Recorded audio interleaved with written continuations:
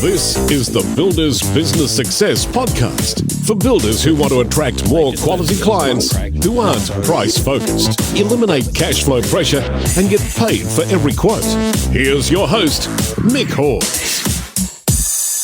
Hey, welcome to another episode of Builders Business Success Podcast. The purpose of this podcast is to help builders get through the destructive, ineffective practices of the building industry that cause everybody problems. It causes the builders problems. It causes the team problems. It definitely causes the customers problems. And guys, it doesn't have to be this way. So we want to talk about what you can do to get rid of those issues, to get rid of the challenging parts of your building business in this podcast. So I really hope you enjoy the show. Super pumped with this particular episode of Builders Business Success Podcast.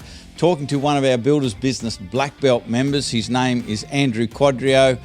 He's one of the fittest of our Builders Business Blackbelt members also, but he's had an extraordinary journey over the last year, and I want to share that with everyone because it really is amazing.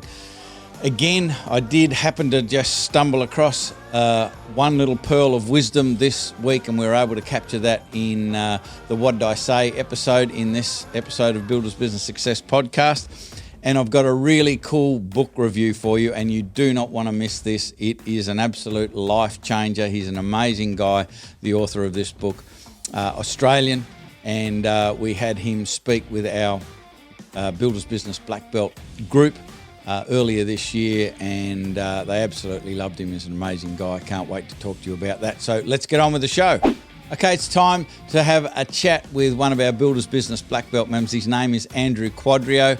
It's probably not the most flattering photo of him, but hopefully he'll get a laugh out of it when he sees it. It's okay for him to eat like a carnivore there, like some sort of predatory animal, because he kind of is. He's amazingly fit. He's amazingly determined and has had a pretty tremendous experience over the last year. Lots of lessons, lots of challenges, and the challenges still remain. Like, they don't go away. We just hope for better quality problems, and that's what we're going to talk with Andrew about. So let's listen in to my conversation with Andrew Quadrio. We can start by just getting a little bit of a sense as to what was going on in your building business and in your life around about a year from now, or a year ago. A year from now, we never know. A year ago. We can talk about a year from now later, but we'll talk about a year ago now. A year ago, we had spiraled down a very deep, dark hole in the business, and I'm usually a fairly positive person, but I got very negative and very, very, very dark place. We needed to change some things pretty quickly and find some ways to improve on ourselves, or myself and the business, to try and dig us out of said hole that we dug for ourselves. We're in business. It is now 6 years, so 5 years was last year. For the first sort of four and a half, we've been pretty very busy actually. Never had a gap in work. Always had good workflow, and then it sort of started to dry up, and I sort of didn't know why. And then we still don't know why, to be honest. But then we sort of started spiraling down a hole of looking from one job to the next and finishing one job and not having one to go to, and that became very frustrating because I hadn't sort of experienced that before ever in my life, as well as not in my business. So that got me really down in that I couldn't continue. I couldn't hang on to that workflow, and I spent a great deal of time and a great deal of money on trying to fix that, but to no avail. We spent tens of thousands of dollars, and that was part of the hole that we put ourselves into was a financial hole as well. What were you spending money on at that stage, like to try and get yourself out of the hole? Sort of advertising and SEO and marketing and socials and websites and all sorts of things that didn't do anything. And everybody was, everybody that I was spending the money with was saying, "Oh, yes, you got to keep going. You got to keep going. It's going to work. It's going to work." And then I got to the point where I just couldn't afford it anymore. Yeah. They say, "Oh no, if you stick with it, it'll pay off. It'll pay off." I'm like, "Yeah, but I can't stick with it. I was going to lose my house." So, yeah. so Interesting. that's where we ended up. Interesting point, though. 2 points. That one, like, one point is that you were going really, really well for a while. Quite a few years. And I don't know what sort of marketing you were doing at the time, but my suspicion is, like most builders, what tends to happen is that you're doing the standard sort of stuff, and there's a fair bit of good energy going around in a business in the first little while, and there's referrals, and business sort of comes to you. And it's something that I've been sort of saying to all of our black belt members for a long time, is we can't rely on word of mouth. Like the way social media has taken hold, and the rapid fire of it, and the consistency, and just the volume of messages that people get, word of mouth simply can't keep up. And the other interesting thing was that you were spending money on marketing activity, which you think is the right thing to do. But again, one of the messages that we really need to get across is that you, as the business owner, need to take responsibility for the marketing, which you've done over the past year, and we're going to talk about that because you've done a sensational job. But no one knows your business better than you. And so whilst you might not have to do all of the technical bits and pieces, you do have to run it. You have to manage it. You have to be in charge of it. Whereas most builders, what do they want to do? Pay and get somebody else to do it. So what did you start to do? Like when you joined Black Belt, like it was kind of almost the last roll of the dice, I suppose. But the message that we were giving you is, you've got to take control of your marketing, which you absolutely did. But what I want to know is how you kept going in the face of doing all of this work, putting all of this effort in, and it not producing anything much in the beginning, because it just doesn't. Like you've got to do it for a while to get traction. So what were you doing, and what were you thinking and feeling at that time? To start with, we weren't doing a great deal. We did a little bit on socials, but there wasn't any consistency to it. There wasn't any consistent messaging or consistent posting or anything there was no system to it. I was just sort of doing it, once every couple of weeks about something, or when you get a decent picture, that's good. Oh, that's a good picture. I'll post that sort of thing, and then, hope it does something. But it doesn't work like that. You need to work out a system for it, which we did pretty early through discussions with you and got my wife Katie involved in that sort of stuff. So we worked out a system as to what we're going to do, and the messaging that we were going to keep putting out there, and keep putting that out over and over and over and over and over again, and not worry about repetition or people feeling that you're repeating yourself or what other people were thinking about it. Yeah. Just keep putting it out there and seeing what it gets, and then how hard was that? From there. Like because you see all of the ads, and you do feel like you're repeating yourself, which is difficult, but it's important to do it. Like it's critical just to keep going with the same message. Initially, I was like, why do we just keep saying the same thing basically the same thing over and over and over again? There's little slants on it and different ways to say it and that sort of stuff. So it's not technically the same, but it's the same message over and over and over again. And it was frustrating for sure, because we get nothing for a very long time. We didn't get any sort of traction. We still don't get a great deal of traction out of it. And we're 12 months down the track, but we're getting more than we did 12 months ago, obviously. Yeah, it was incredibly frustrating in the beginning. The thing that sort of kept driving me was I heard a speech by an author, and he said that it was to do with leadership, but it sort of rang true with me to do with this sort of, well, the path that we'd got ourselves on with Black Belt. He basically said, well, if you go to the gym and you go to the gym for 20 minutes and you work out and you come home and you look in the mirror and you'll see nothing. You go to the gym the next day, you work out for 20 minutes, you come home and you'll see nothing. So clearly it can't be measured. There is no results. So it can't be measured, so it must not work. But if you fundamentally believe that the course of action that you're on will give you results, you stick to it. And what do? You keep going back to the gym, and you keep going back to the gym, and you keep going back to the gym every day for 20 minutes. And nobody can tell you how long it's going to take, but eventually you will get in shape. And that's what rang with me, because I would go to the gym a fair bit, and I've seen that happen to myself, going to the gym every day for an hour or so. So that's when I heard that, I was like, right, it has to work. Nobody's ever going to tell me when it's going to work, but the only way it's going to work is if I stick to it, get a system going, make it as simple and as quick and as efficient as possible, but make sure it's correct. And then just keep at it and at it and at it and at it. And every single day it pops up. It's on my list of things to do every single day, and I make time to do it every single day. Just like brushing your teeth, just like going to the gym, just like, doing yoga if you're into yoga, whatever you're into. Just like scrolling Facebook or watching Instagram stories, same thing. Yeah. Set aside 10 minutes, get it done every single day. It's the only way it works. Yeah. Now, a second ago, you said you're still not getting a whole lot of traction out of it, which people go, well, that surprises me, the effort that you've put in. I want to talk about that from the perspective of you're in a very different place right now than what you were a year ago. Even though there's not a massive amount of traction with the marketing, there is enough traction to get a trickle of leads coming into the business. And what you also have done is implemented what we now call the quality client pathway. The old days it was called the qualified process.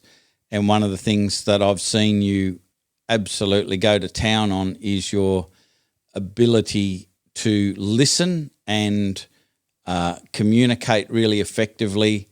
And I want you to tell me what you've learned through that process, because to me, I've seen, even though there's a trickle of leads, you've really been able to make connections with your prospects and turn them into really great quality clients. So what were the things that you've learnt through that process? It started about 12 months ago when I got put onto meditation.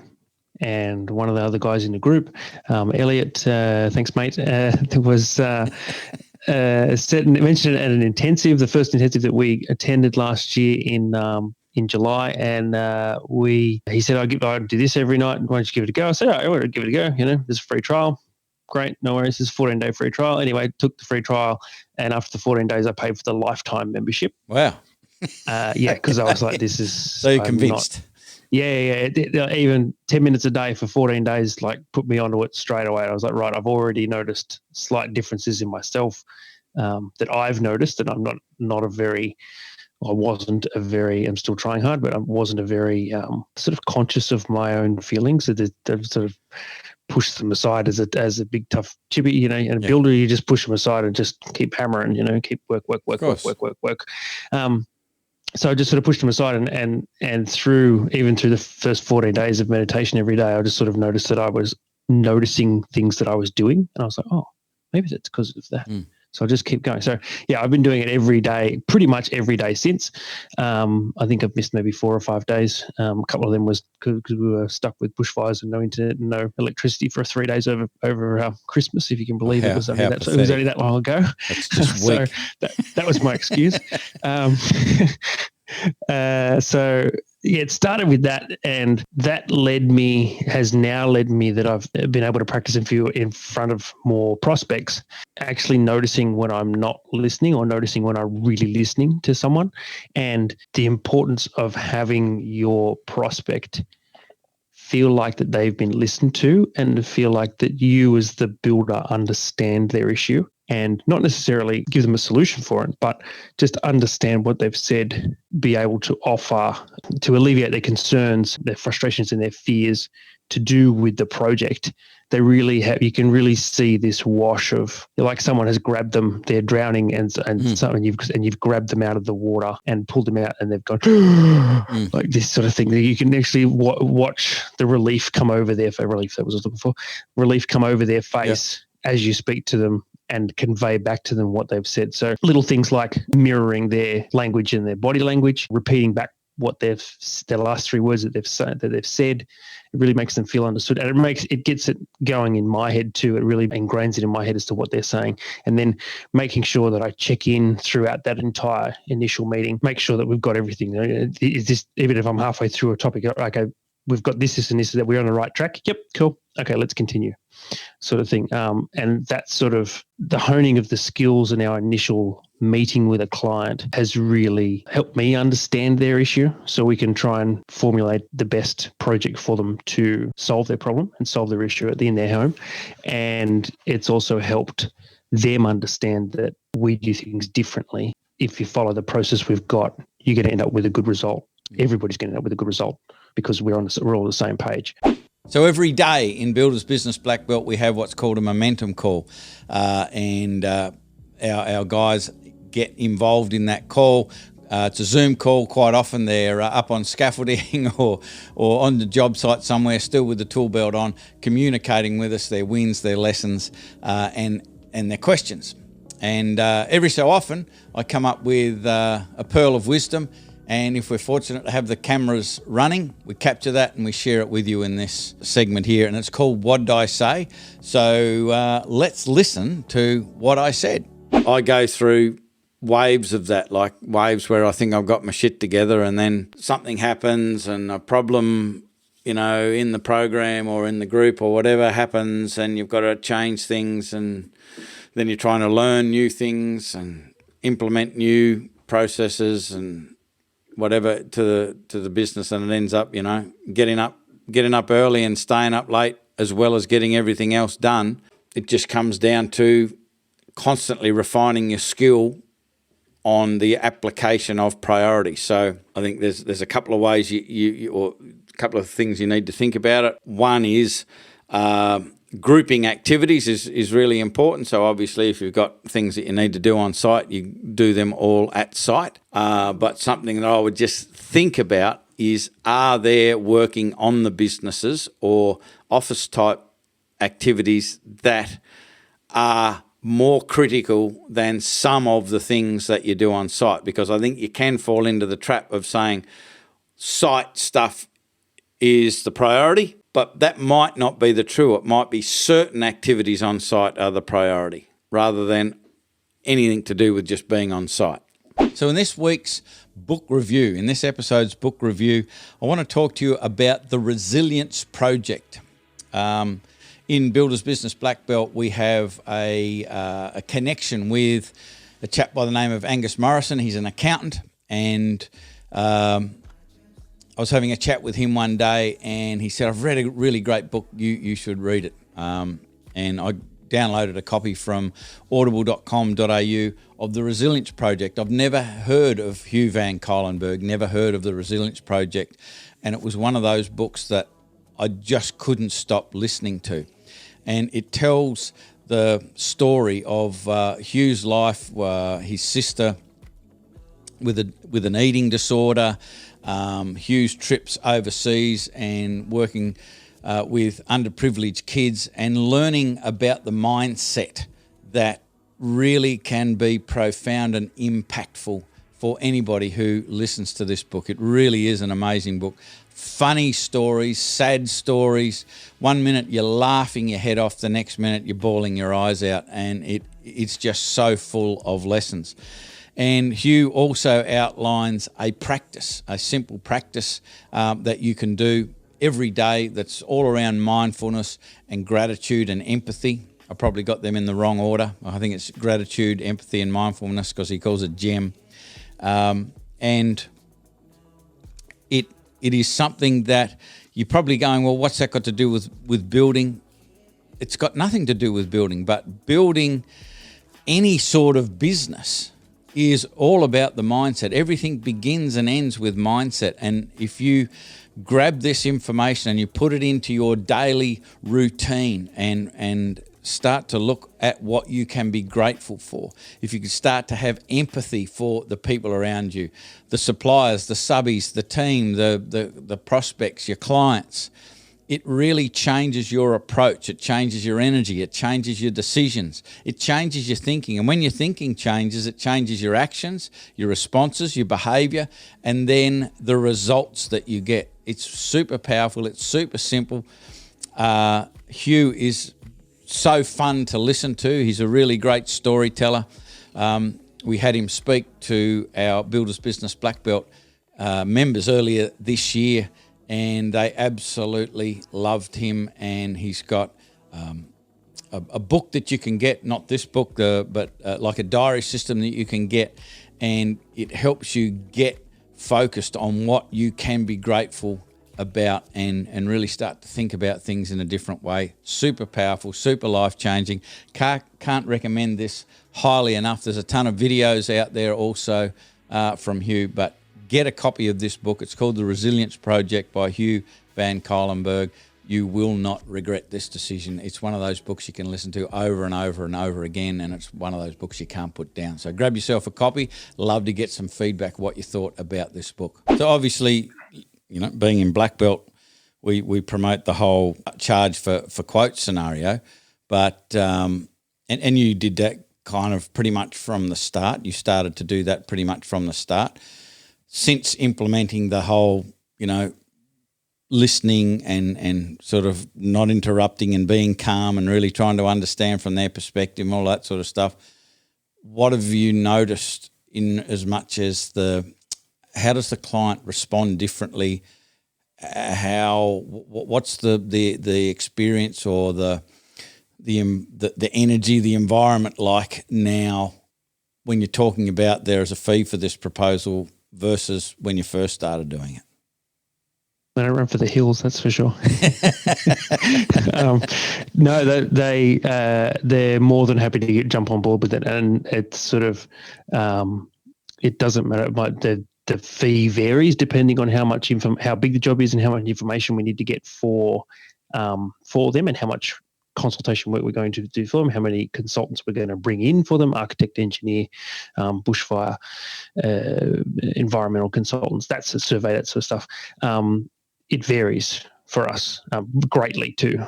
So when we sort of chat about why we have a fee, and then we explain to them and show them, you know, this needs to happen, and this needs to happen, and this needs to happen, and this needs to happen, this and this and this, and then rattle off a dozen things, and they go, oh wow, okay, how does that work? And you go, okay, well, this is how I do it. I've got this system, and I work with this person, I work with this person, I work with all these consultants. I'll bring them in one at a time in this order over this many weeks, and that's how we'll get it done. And at the end, you'll end up with X, X, Y, and Z things. And people go, oh, okay, yeah, that sounds good. And you go, okay, it'll be X amount. And they go, okay, cool. Yeah. But do we sign now? Yep. Can I give you my credit card now? Yeah. I've had that. I've had, you know. Everybody's listening to this going, well, you know, they're probably still skeptical, no doubt. Yeah, but just to help with that, tell me about the first time you uttered the words, there is a fee for this proposal. Yep, I was pooping my pants, to be honest. I was shitting myself. It's just, I just like, we charge a fee for that. And what was the response? And the first went, oh, okay, how much is that? And I hadn't thought that far. I hadn't thought how much I'd... You're not going to agree. I don't need to come up with a price. Sure, yeah. Well, we're going to do this, and we're going to do this. Oh, it'll be this much. You know, $2,500. I was like, okay, yeah, that's fine. And I was, well, Jesus. I just fell over and fell off my chair, sort of thing. So, yeah, it was a surreal experience, sort of thing. And I think back on it, and I think about how clunky the speech was, or what I was saying then, and how I explained it, and the things I used and that sort of stuff. And now it's so much more streamlined, and there's so much more information that they look at, and they can see the key for the skeptics that are out there. Because I spoke to one this afternoon, and he was like, "No, you can't do it. You can't do it. You can't do it. How many have you done this? How many have you been knocked back on this year?" And I went, none. He went, oh, how many have you seen? I said, only 5, but only been knocked back on 1. 6, sorry, and I've only been knocked back on 1. But those 6, if our conversion rate from signing the prelim and doing the prelim stuff with them to signing a contract at the end is like 90%. So 9 times out of 10. So if we get 4 out of those 5, I've got 3 years work. Yeah. Full time, 4 guys. And plus the other thing that people don't really understand, and I know that some black belt members get a bit confused with this as well, is if they don't agree to pay for the proposal, that's actually what we call a behavioural hurdle in the qualification process, which means that they're not the right fit for you. It's a massive big red flag. They're not going to comply. So it's a really good thing that they decided not to invest in the proposal. You've only wasted a little bit of time now, and you can move on with things. Yeah, that's right. Yeah, it is part of the process that is meant to either let people into your business or not. That's the mindset shift you've got to go. Your mindset as the builder walking into those meetings needs to be, I am the prize, not they are the prize. Yeah. Because if you walk in thinking they are the prize, you're going to try and sell them something. Yeah.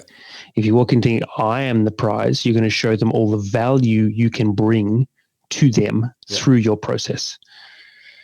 And that's what they pay for. That's what they see, especially when you can. What I've found really big, and we've been talking about this lately in Black Belt with some other members, that you really need to physically put in front of them and spread it across the table exactly what they're going to get and how much work is involved. Because you just give them one bit of paper and say, you get this, and this, and this is where you sign. They go, that doesn't look like that. Why would I pay $5,500? Why am I paying $5,500 for a bit of paper?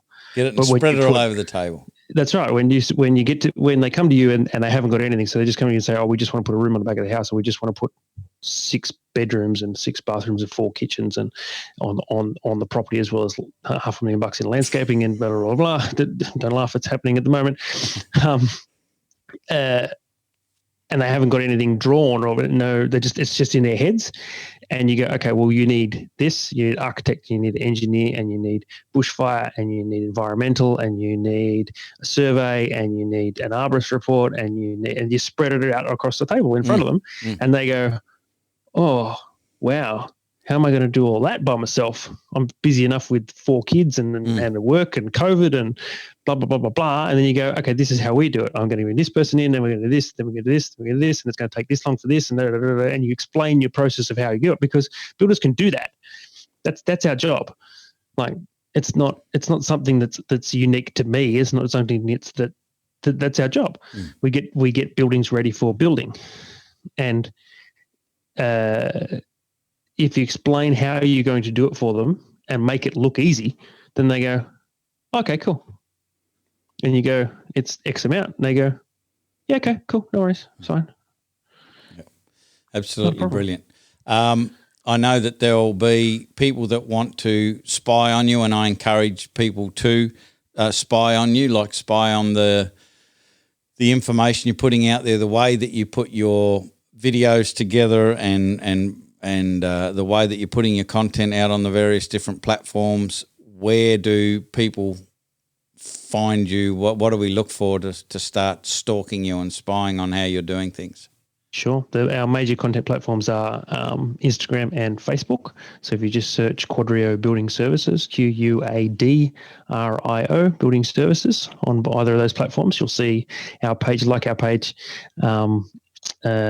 my account on Instagram, and you'll see our stories every day, our story every day from site, or whatever I'm doing, just showing what we do every day, which is really just an authority building tool. It just shows. I've had countless comments from people that I've seen or have commented on things on especially stories saying, I love your work, love seeing what you do every day, love seeing how you do it. It's really interesting seeing the job that you're on at that time progress along, from nothing or from the demo or, right through to finishing and, tiling and all that sort of stuff. So get really positive feedback on that. And then you can see all our content, our attract content that comes out on our Facebook and our Instagram page.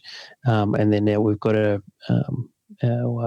email funnels that sort of funnel people in from there, and our website as well, which is quadriobuildingservices.com.au.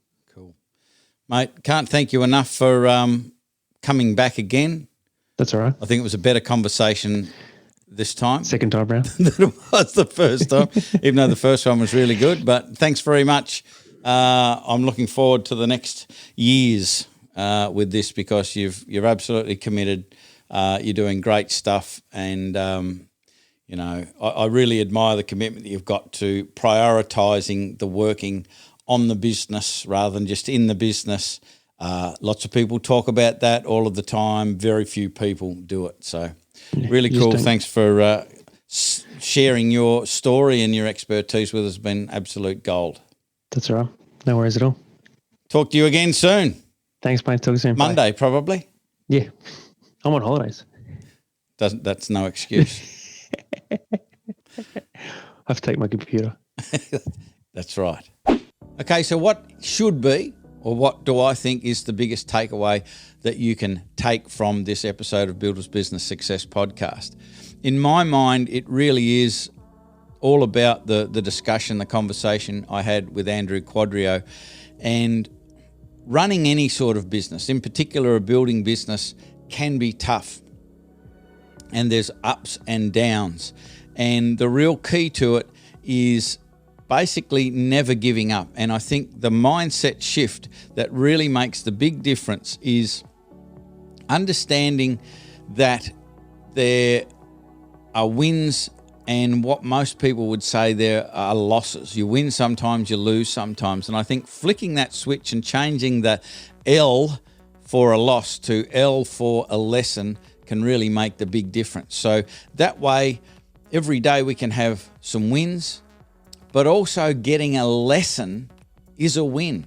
Learning something is a win. And if you can just flick that mental switch and go, okay, what can I learn from this? What's good about this and what can I learn from this are two awesome questions that if you develop the habit of asking every time you come up against a problem, something doesn't work the way you would have liked it to, which happens on a daily basis in a building business. If you can create the habit of going, what's good about this? What can I learn from this? So you can put that lesson into tomorrow and the next day, and you never have to have the same problem repeating over and over and over.